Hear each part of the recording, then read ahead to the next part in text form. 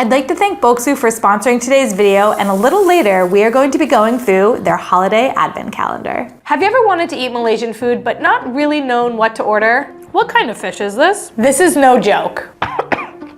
Well, in today's episode, I have paired up with 3 of my subscribers, and they are gonna help us all figure out what we should be eating when we try to order Malaysian food. Hi, I'm Amanda, born and raised in Malaysia and now settled in the Netherlands with my husband. Hi, my name is Arfan and I'm currently living in Malacca, Malaysia. Hi Beryl, hi everyone. I'm Razinah, working in Kuala Lumpur, Malaysia. One of the dish I think is Roti Canai. Roti Canai is a black bread that is pan-fried and served with lentil curry. The way I eat Roti Canai is just to eat it with your hands. Carry a piece of Roti Canai and just dip it in the curry. You can even use the Roti Canai to scoop up some lentils if you want to eat that too. As a Malaysian, Roti Canai has always been a part of my life. It is served almost everywhere, from the school cafeteria during my childhood, to the restaurants when I want to start my day as an adult. It has always been cheap, readily available, and delicious. First up, Roti Canai. Ooh, it's thicky, thick. Whoa. That sauce is unctuous. I think that's the right word. Unctuous. If it's not, it still sounds like a great word, but it is so thick and spiced and full of this beautiful, savory, almost curry-like flavor. I'm gonna go in for a double dip.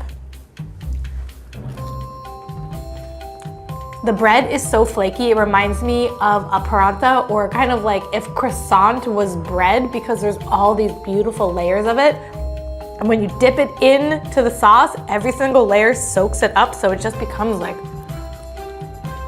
this happy bite. Definitely something you should order for the table. No one's gonna be mad at it. Everyone's gonna be fighting over it. For starters, I have chosen the chicken satay for you to try. You may have had other satay or meat skewers before, but the Malaysian satay has its own unique twist. Satay is a savory dish with a hint of sweetness coming from the peanut sauce. The grilled meat can be either with chicken, beef, or even lamb. It's packed with lemongrass, sweetened with honey, and charred to perfection over coal. The highlight for me is the chunky peanut sauce, or what we call kuah kacang, made extra special with a spoonful of sambal stirred through for an extra kick. There's 2 ways to eat satay. One way is just to pick up the skewed satay and dip it with the peanut sauce. Another way is to smother the satay with the peanut sauce and eat it like that. My family loves satay and would usually order dozens at a time. But somehow towards the end, when there are only a few sticks left, we would always be hesitant to finish them up by ourselves and instead offer them to others. I think it's our special secret way to show someone that we love them by offering them the last bits. Chicken satay. Honestly, some of my favorite type of kebab is a satay. Dip this in some peanut sauce. Who doesn't love a peanut sauce except for people who are allergic to peanuts? There's so many flavors going on this piece of chicken. Like sometimes chicken is just chicken and you're like, oh great, it's a piece of chicken. This chicken is carrying so much on it that I don't even really know what it all is. I'm gonna try to use my really keen sense of taste to figure this out. We've got garlic, we've got ginger. I'm pretty sure we've got coconut. There's some sort of chili on this as well. Turmeric, salt, does salt count? I'm actually also really loving the size of these, so you can have a bite of this before your main meal and you're not gonna be like, oh, I'm so full, I've eaten too many appetizers. You can have a little bit of your Roti Canai, have yourself a little bit of a satay, and you're still gonna have more than enough room for all the big, beautiful mains that are about to come. And actually, I should take my own words to heart because we have some big, beautiful mains coming up. Speaking of mains, the main attraction I want to talk about is the Golden Japan Advent Calendar by Boksu. Inside this calendar are all the snacks that you love about Boksu, just taken up another notch. It is full of some of the most delicious snacks that Japan has to offer, plus they've added a few fun collectibles this year. I'm not going to show you everything, but I'll show you a couple things that you'll find inside the calendar. We have Boksu's classic white chocolate strawberries. They're always so delicious. The subtle white chocolate flavor with the strawberry is such an amazing combination. And some new snacks to try, like these rice cracker snacks. These are good. They're salty, packed with flavor, and have that amazing crunch that's hard to resist. All of the collectibles are authentic from Japan and include cute ones like this little fox. Advent calendars make a great holiday gift, and for anybody who loves Japanese snacks, this one is perfect. Last year, this advent calendar sold out, but through my YouTube channel, you will get a discount if you want to buy it this year. Use the link in my description and my code BERYL10 to get 10% off your Golden Japan Advent Calendar. This is a great way to explore the world through food, just like we do on this channel every single week. For mains, I've chosen Nasi Lemak with fried chicken for you to try. It may seem simple, but this beloved dish is far from basic. It consists of fragrant rice cooked in coconut milk and pandan leaves and served with fried egg or a boiled egg, crispy fried anchovies, peanuts, cucumbers, and of course a generous serving of sambal. I opted for the fried chicken version because it's one of the most popular pairing for nasi lemak. Like every other rice-based dish, you eat it with your hands. The way I would eat it is that I mix everything together into one big pile, and I just scoop it and just shove it in my mouth. This is the quintessential Malaysian dish loved by all. We have it for breakfast, lunch, dinner, and even supper. And you can find it everywhere, from random street stalls to upscale restaurants and hotels. It is the food of the people, and even my Dutch husband's favorite Malaysian dish. This is no joke. It smells amazing, but nobody's messing around when they gave me this serving of chicken. I love that the color of the rice is coming from pandan leaves, which I've cooked with many times on my channel before, and they give a little bit of a vanilla flavor. It's very light. It's not like vanilla, but like a very light vanilla flavor. So I'm gonna eat with my hands, and I guess I'm just gonna tear into this chicken with my hands.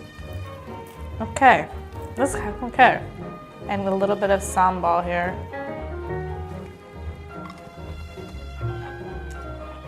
Yeah.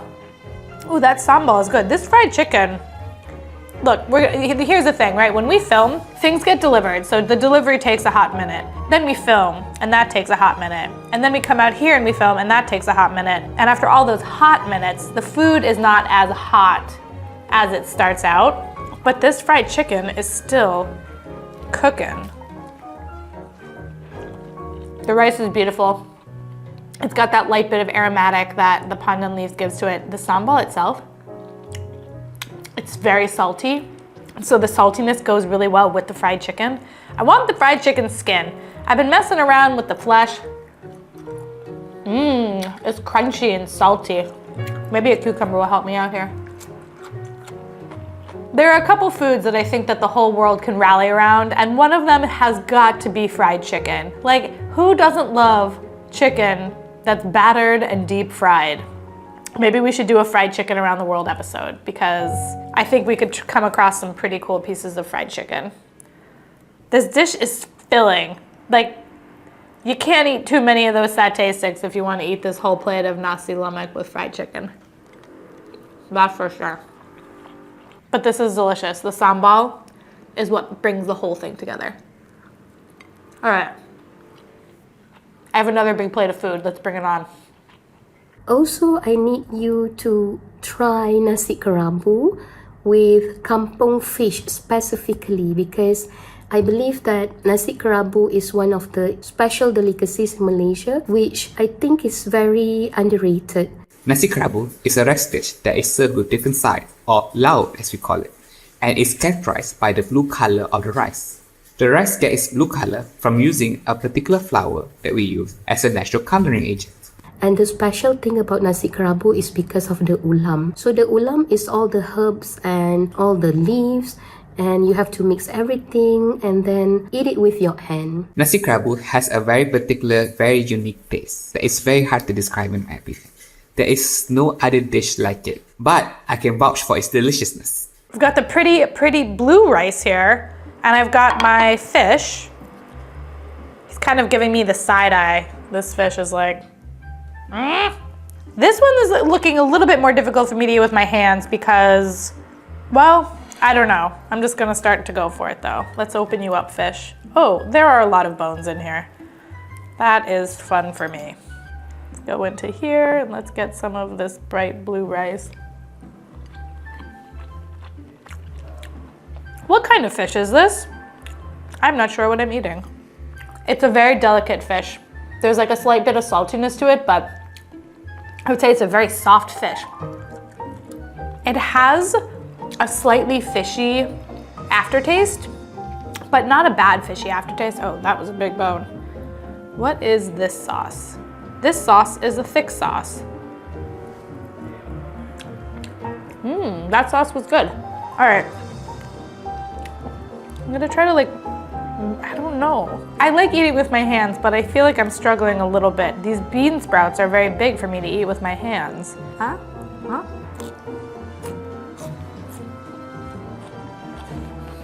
Leia gave me a thumbs up. Once I got past my fear of eating these herbs are good. There's one that tastes very minty. Makes my whole mouth feel like I had a bit of a breath mint in there. Something else too. There's green onions in here, and are these chilies? Yes, there's some sort of tiny chili in there. Ooh, wow. This is definitely one of those dishes that I don't think I would have ever ordered on my own because I would not have known what it was, how to eat it. It would have been totally past me, which is why I think the show is so great. It helps me learn new things. It helps all of us learn things and look at a menu or look at another culture's food differently from just outside the stereotypes of the most famous dishes. That is to say though, the next dish that we're gonna try is quite possibly one of the most famous dishes from Malaysia because of Anthony Bourdain.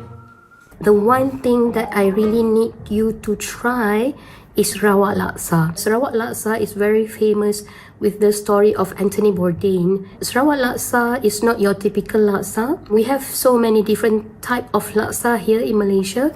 Every state has a different type of laksa. If you go to Johor, you have Johor Laksa. If you go to Penang, you have Assam Laksa. You have Kedah Laksa. You have Sarawak Laksa. So each laksa has a different ingredients and also different type of the way you cook the laksa itself. So please try Sarawak Laksa. Let me know if you like our Malaysian food, and perhaps one day you can slot your time and then come and visit us in Malaysia.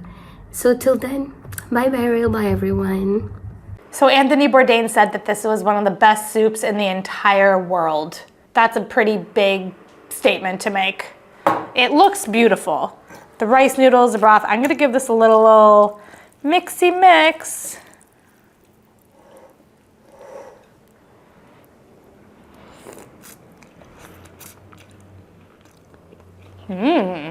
Is this the best soup in the whole world? I mean, that's hard to say. I think that's a really, really hard statement to say, but this is a very, very delicious soup. The noodles here from the restaurant are perfectly al dente. They have a little bit of bite to them. They're thin and they soak up the broth so well. The broth itself has a really strong curry flavor. It's spicy and it's got a really nice bit of garlic saltiness to it. I want one of these baby bok choys. These look so good to me.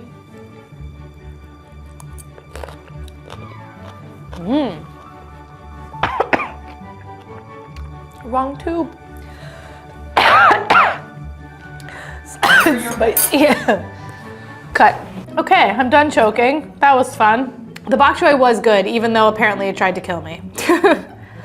I like that there are so many different elements in this, that you have chicken and you have shrimp and you have bok choy and you have sprouts and you have an egg. It makes a soup a lot more than just oh, here's some broth, enjoy yourself with some noodles. I think that a soup needs to be robust in order to be a good soup, and that makes this one a very good soup. I also would like you to try Kang Kung Belacan or Kang Kung with shrimp paste. It is a favorite Malaysian vegetable dish that's packed with flavor. Kang Kung refers to water spinach or morning glory greens that has been stir-fried with belacan, a local fermented shrimp paste. So I'm not sure whether you're a fan or enemy of shrimp paste, because not everybody can actually stand shrimp paste. I can just take it small, with minimal amount, but I'm not sure with you, Beryl. So maybe you can try that as well, Kang Kung with belacan. The dish is also typically cooked with garlic, chili, and dried shrimp that creates a savory, smoky flavor with a hint of spiciness. I love the bold flavors of belacan, which pairs perfectly with the fresh, slightly crunchy texture of the kang kung. It's a simple yet intensely flavorful dish that pairs perfectly with white rice. So this one is going to be interesting because I have a love-hate, but more leaning on the side of hate relationship with shrimp paste and fermented shrimp paste for that matter. You can definitely smell it. And I realized that I didn't know what was in this little cup. This is rice. So I'm gonna try this with some rice because I think that would behoove me to create the best possible outcome for what this dish might be. All right, let's not be cheap about it, Beryl. Come on, get a bite. Get a bite. It's not really hot. I'm just blowing on it to delay.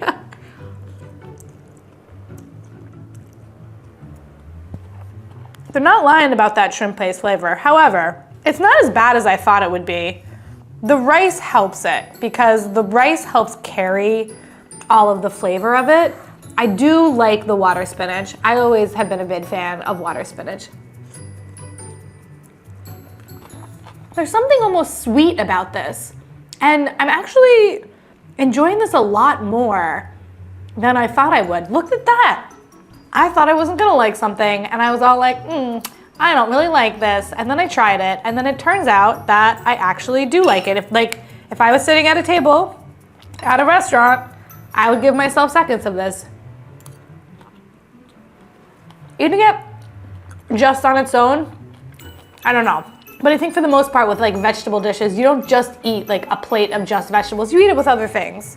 So this with the rice and having it with like, you know, some of the chicken or some of the fish, I get it.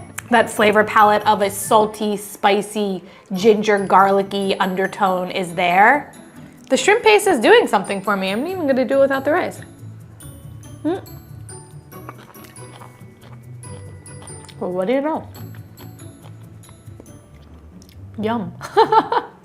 That was a feast for the senses and definitely for my belly. I was introduced to a bunch of new foods today that I ended up loving, some that I had never even heard of before, which was totally amazing. Everything that I ordered is in the description along with everything that everybody recommended because there were other recommendations that didn't make it onto the table for I am but one woman with one stomach and I cannot do it all.